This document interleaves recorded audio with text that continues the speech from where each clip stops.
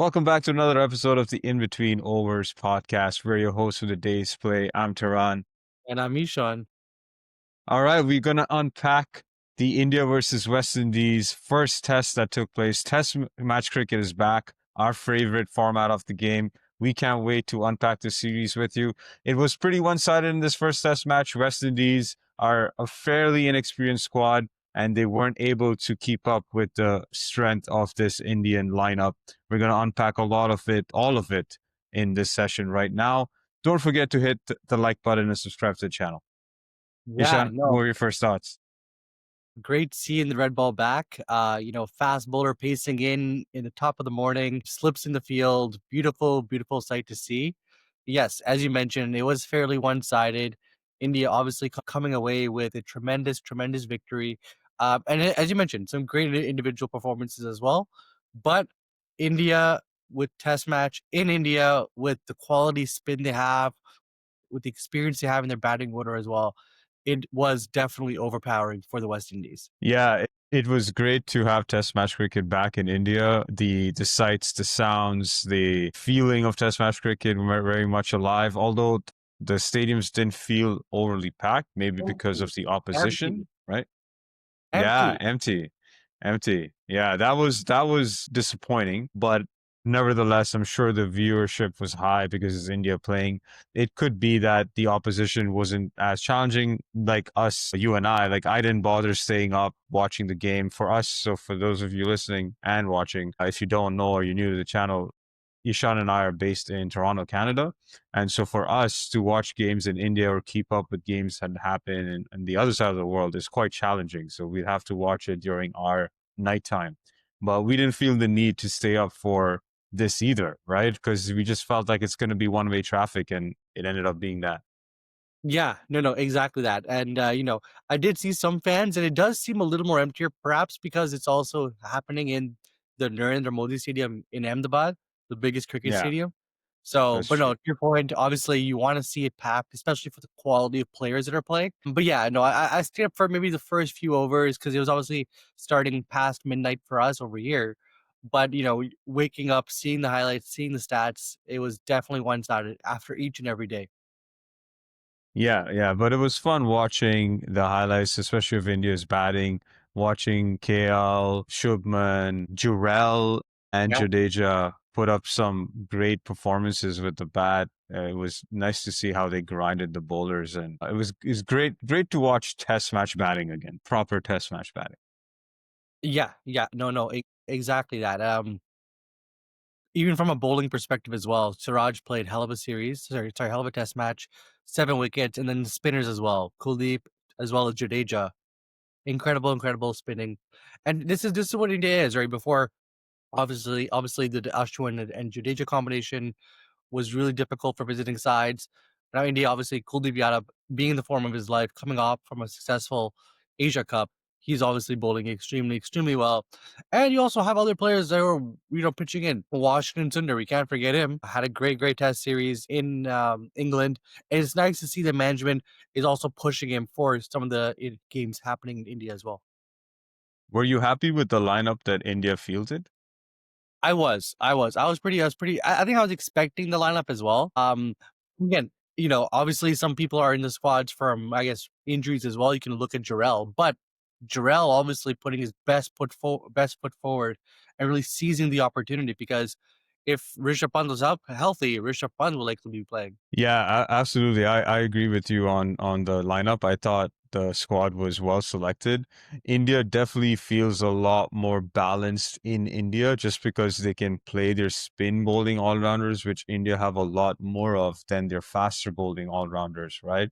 And so you could see clearly like they're definitely well balanced in India because of that reason. And to your point about Jurel, he's actually my performance of the game, my man of the game or man of the match, whatever you want to call it, just because it's not easy being a backup keeper. He's been a backup keeper for a couple years now in the shadows of Rishabh Pant for good reason. Rishabh Pant is the best in the business, one of the goats of the game, you can already say, right, from a Pretty wicketkeeper easy. standpoint. And so it's tough. It's tough when you have to live in the shadows and be match ready when you're called upon like it has happened with Dhruv Jurel with the injury of Rishabh Pant. And he did fairly good in England, given the foreign conditions. He kept really well. He did okay with the bat, has stitched some partnerships. And then now he got an opportunity where he knew he was going to be playing with Rishabh Pant not being fit. So he was probably able to prepare mentally, had time to prepare mentally for the series, and it showed. Scoring 100, he's definitely locked his spot in the team for another year or two as the frontline keeper now, and then the backup once Rishabh's back. Yes, yes, no, exactly that. And if we want to look at the match itself, as you mentioned, the 100 from Jurel, also two other hundreds in India's innings alone, that really much was the difference in the test match. One from KL Rahul and the other one from Jadeja. Again, both coming off from a very successful England tour, and just goes to show that these players are able to play in any conditions. Now, I know, surprisingly, because I this was a surprise to me, that this was actually KL Rahul's second century in India, which, you look at his records and it's like, wow. So I think he has 11 centuries in total. So I guess, wow, majority of them abroad, which, he's a great, great player abroad. He looks really much like he's suited for English conditions. But it was nice to see that now some of that work he's probably putting behind the scenes is also translating to some of his big scores in India as well.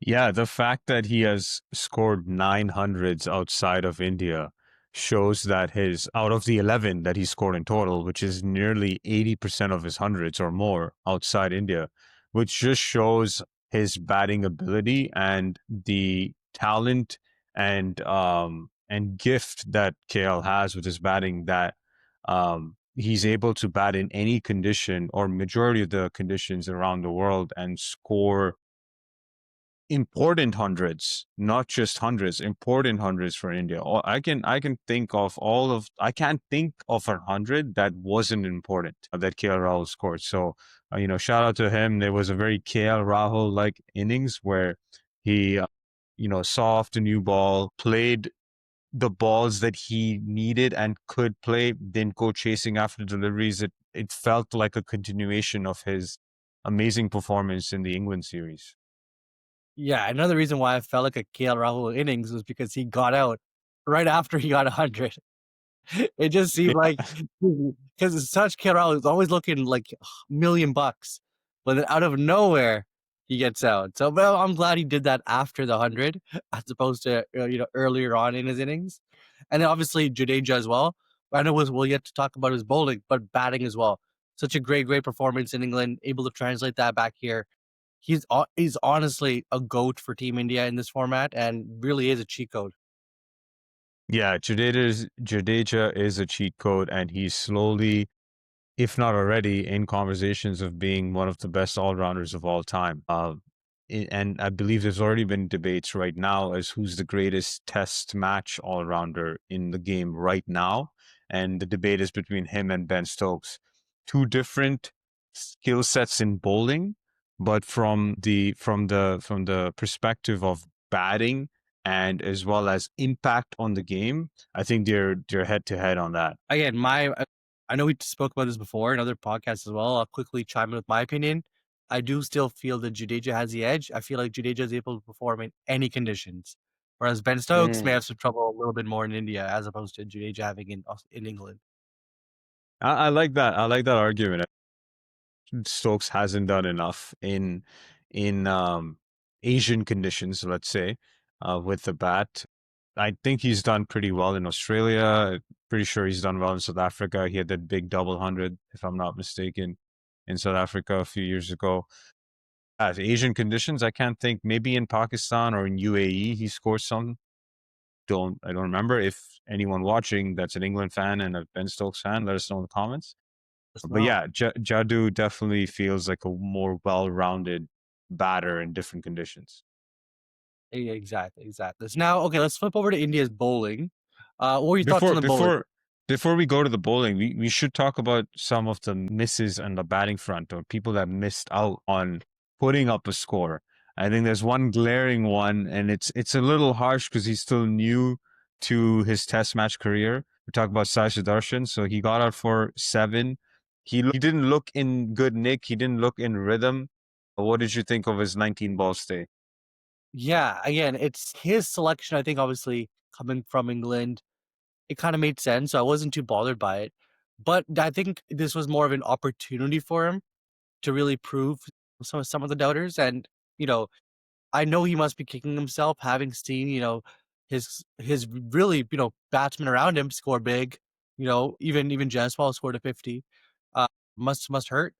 I 36. don't know, sorry, yeah, he doesn't seem sorry, yeah, yeah, but he doesn't seem, that comfortable right now. I don't know if he's too much in his head, but it was definitely a miss, and I think Gautam Gambhir and team would still put some, put some effort behind him, will still trust, but you definitely wanna see him turn the corner for sure. Yeah, I think he's done enough in his short career, even though he doesn't have big scores, to show that he has the temperament and technique to perform. I think it's a matter of just giving him a longer rope. So hopefully we see him put up a good score sometime soon, because we know the competition's really, really hard or challenging in India, where there is a next guy waiting in the wings. You got Abhimanyu Easwaran, who's been with the team for so long. So I know Sai will be feeling that pressure. I wish him the best. I hope he continues to prepare well, and hopefully that translates into some scores, especially in the next test. Yeah, no, exactly. So many players in the periphery, right? And we even talk about Shreyas Iyer because obviously he's taking a break, but Yeah. if he comes in the squad, do people shift around? It's an interesting debate for sure. I feel like Shreyas is done with red ball. There was talk about his back flaring up again, and I feel red ball cricket might be too much for him to handle, his body to handle. So I don't think we're going to see Shreyas in white ball, or not white ball, sorry, red ball cricket anytime soon. No. Yeah, yeah, I know he did take a break. Hopefully it's a short break, but to your point, that possibility for him is a little bit higher now for sure, for sure. All right. Yeah, let's flip it to the bowling. So go ahead. What did you like about the performances that you saw with the ball?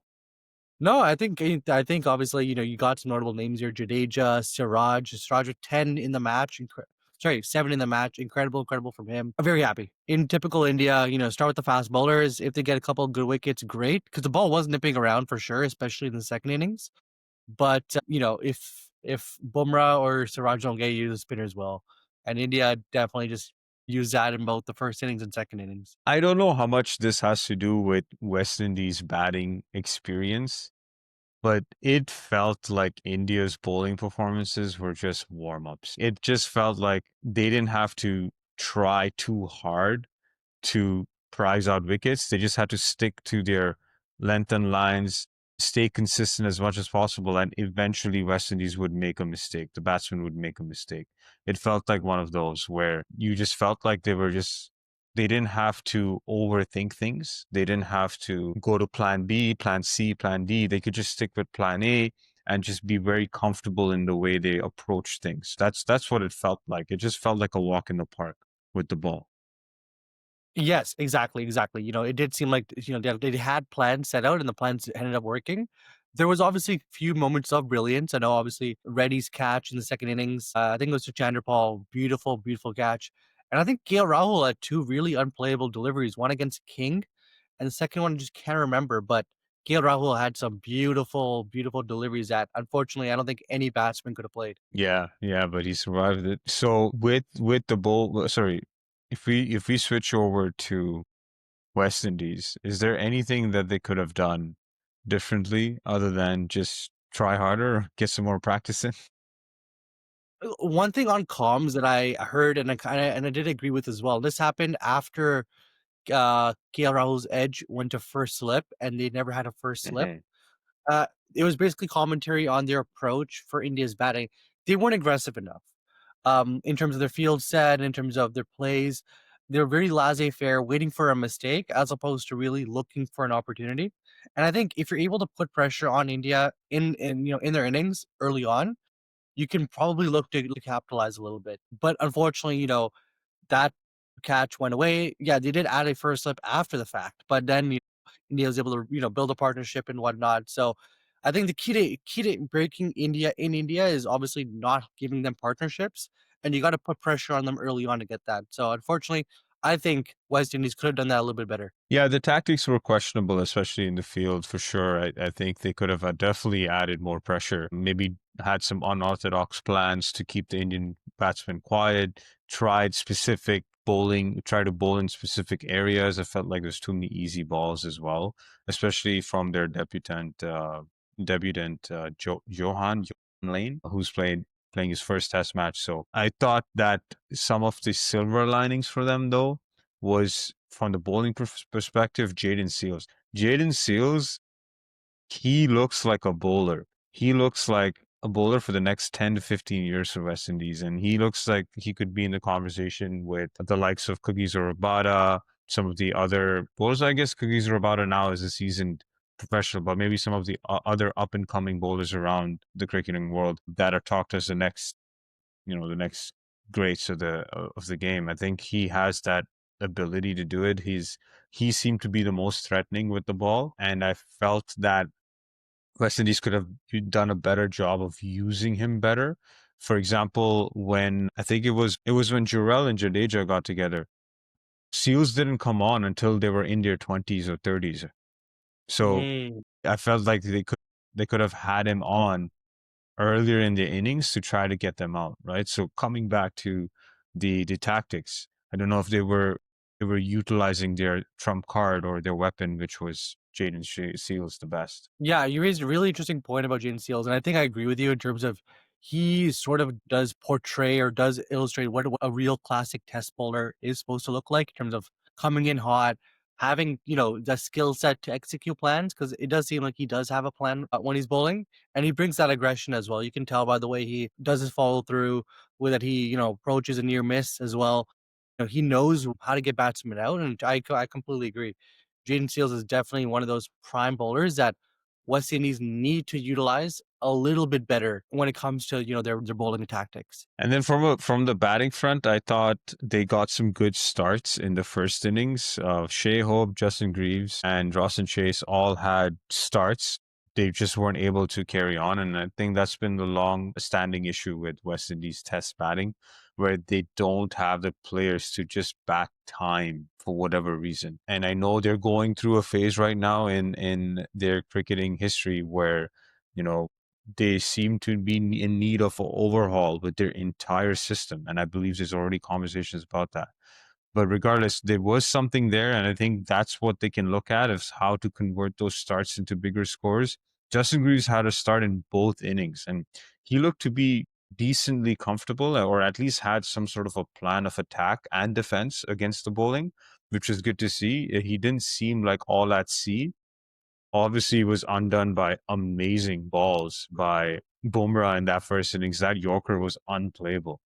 And then you had Kuldeep to deal with as well in the second inning. So, they're obviously coming up against some really, really strong bowlers, but they gotta find a way to bat time. Yeah, that's what Test cricket is, right? You learn all that from experience, from your domestic system, right? All that. So it definitely does really show how a nation's cricketing is really going. Test cricket.